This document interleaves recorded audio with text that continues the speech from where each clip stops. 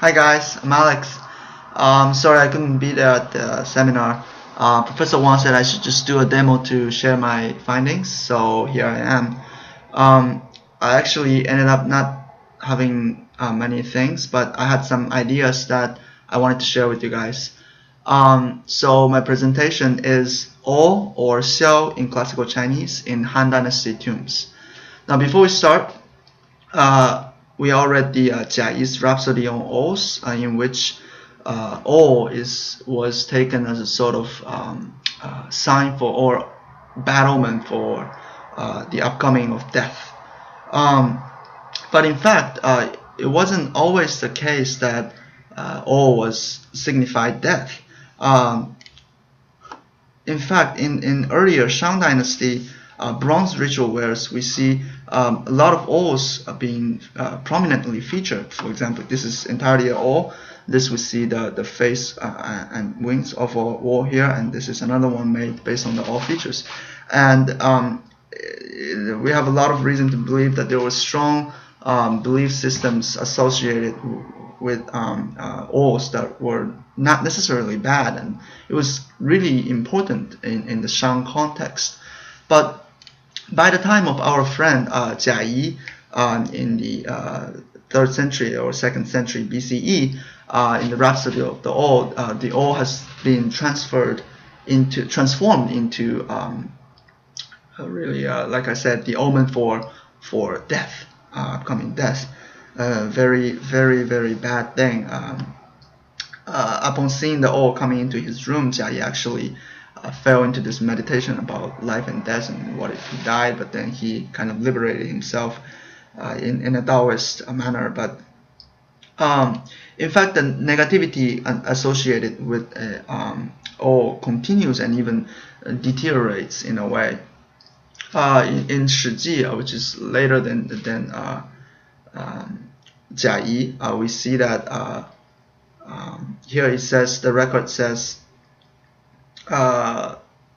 for making offering to the Yellow Emperor, one needs to sacrifice a xiao, which is O, and po jing, which is another kind of fantastic animal. But these two are sacrificed because Huangdi wanted them to die off and wanted to see them killed, basically. And xiao is bad because here the connotation is that xiao eats the mother of itself after growing up, and while po jing, the other animal, eats the father. So it's really horrible and negative. And in later record here, Taiping Guangji, we see talkings of making xiao into kind of pudding or porridge for the officials to eat it. It's an official edict established originally by Han Wudi, the Emperor Wu of Han, and they want the xiao to be eaten for similar reasons, because it's really bad and it's really unfilial, disloyal. So it's basically essentially the point here is that O is very negative in the Han Dynasty, has a strong negative connotation associated with all these bad qualities and ultimately death. And here we see an example in visual culture, which is the stone carvings from the Han Dynasty. And this is Han Dynasty stone carving from the Wuliang Shrine, which is Eastern Han period. It's not the exact Wuliang Shrine, but it's in the Wu Shrine complex. And here, this part tells the story about an aristocrat kind of sacrificing his own sword to his deceased friend. And on the tomb mound here, we see a O standing on it. And here, the O denotes the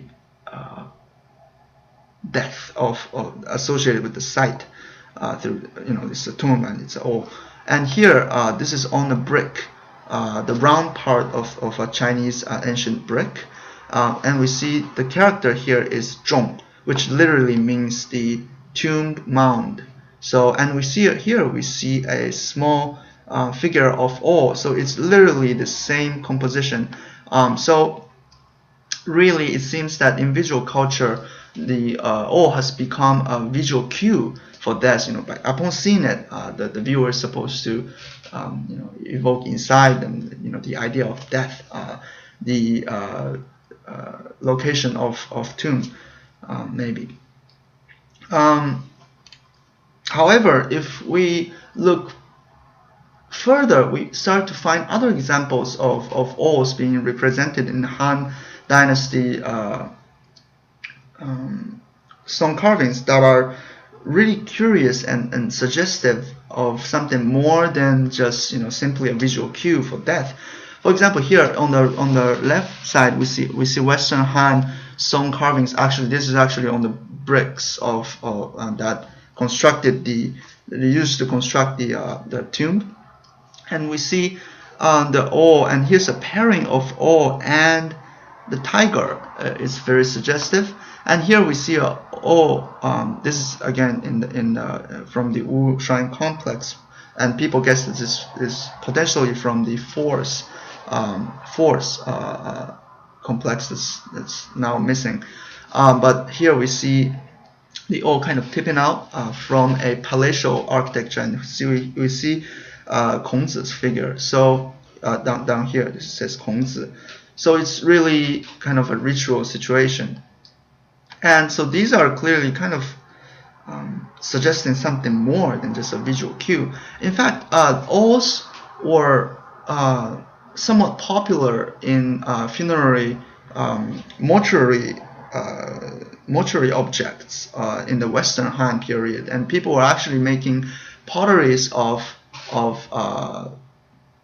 O's, basically, as we see here. Here's a pair of black O's, and here's a clearly an O, and here's actually a coin case. These are coins, and this is an O figure. So this kind of implies that these were, going to sort of participate in the afterlife of the tomb owner. So it really suggests that kind of extended meanings for the O figure that we don't know what exactly is. But the problem here is that it just suggests that a deep layer of perhaps a deep layer of symbolism. So if we start to read it that way, then we begin to see more things in Han Dynasty tomb funerary art, so to say. So here, for example, we see a kind of pairing of O and turtle here. So on the left, we see this is from the same Henan tomb, but we see on the back of tiger there's a turtle. On the right of it, it's O is paired here. I mistyped. It actually should be O plus turtle. Sorry. And on the right, we see, this is familiar to us. It's an O riding on a turtle rising from the bottom of the banner in Mawangdui. So clearly, these were suggesting something really larger and something that has to do with the afterlife of the tomb owner. Some symbolism, maybe perhaps even connecting to achieving of the conjugation of yin and yang, and ultimately to the attainment of immortality for the deceased soul, in a way. But this I will leave to Fletcher and Chen Chen.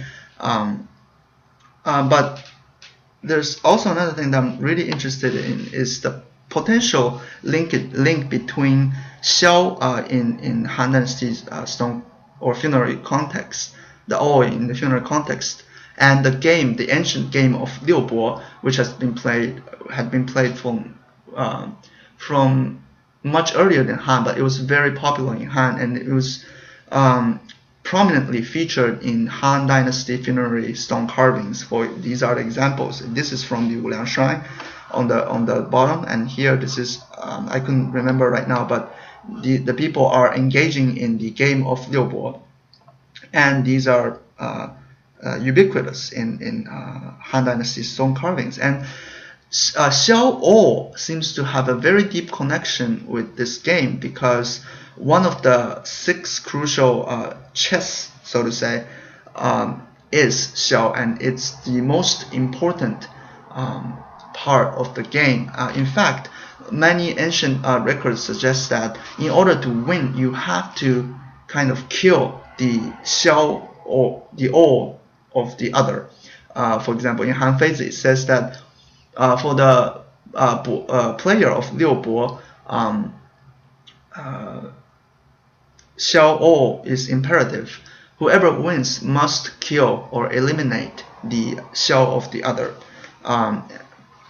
So it's very clear that Xiao has a kind of symbolic implication in the Liu Bo context. And Liu Bo, as we all know, are associated with a lot of Han funerary